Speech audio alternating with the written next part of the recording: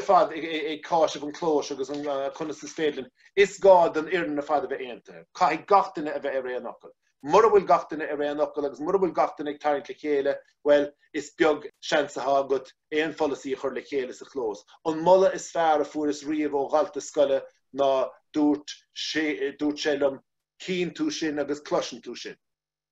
Má cheapan na daltaí sa chlós go gín tú iad agus go gluisean tú iad. Go bhfuil tú ag éisteach leo agus tá mí de caintear student voice agus gan an altaí agus é seo go léir le díanaí ach má hílann siad go bhfuil tú ag éisteach leo. Agus bhfuil tú ag fíoréisteach leo, go bhfuil spéis agat ins na rudaí atá siúlacha. So nuair atá féthóireacht ar siúl sa chlós, is gád an éthóireacht sin a bheith gníomach. Is gád is na múntóirí a bheith caint agus a cadarán agus a córá agus a ledaltaí. Agus nuair atá sé sin ar siúl is mód a hens go leannig siad a raiglis an léige. Bíon béarla sa chlós, gan dat. Tám treis rangan a hút go dtí tír na mascach, go dtí an bhratan bheag, go dtí an iarúig, tá bhí rang go gine ó bhanan le díanaí, bhí me san na hileán hir san Alban le rang ar scémanna Erasmus Comenius agus Colm Cille agus rudí de friúla.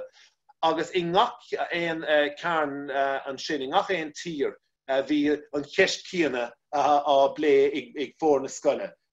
Chuna san ghailliche churcan cína mas a chlós agus an vascaise churcan cína agus mar sin de agus ní a bhéon cheandas na scoilena sin sásta leis an seasamh bhreatha bhí acu agus gcónaí idir ag feabhsa chur a rudaí.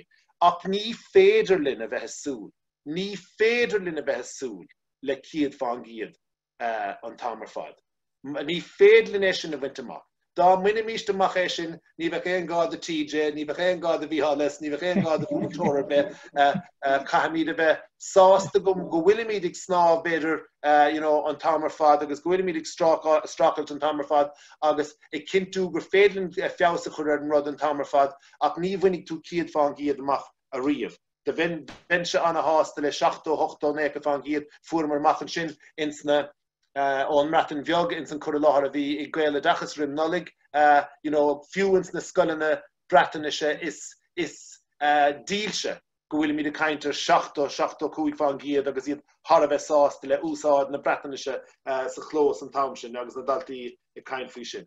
So sin rud amháin. Takeíochtaí chun cabhrúla gaeilge sa chlós tána hin rudí go léir tá lútaigh TJ díonta, agus aníanamh. Agus éirí míad brein de cheann amháin agus bíon ar an ceann eile thosnú. Agus sin an slí atá sé, agus filimíad a rudí eile.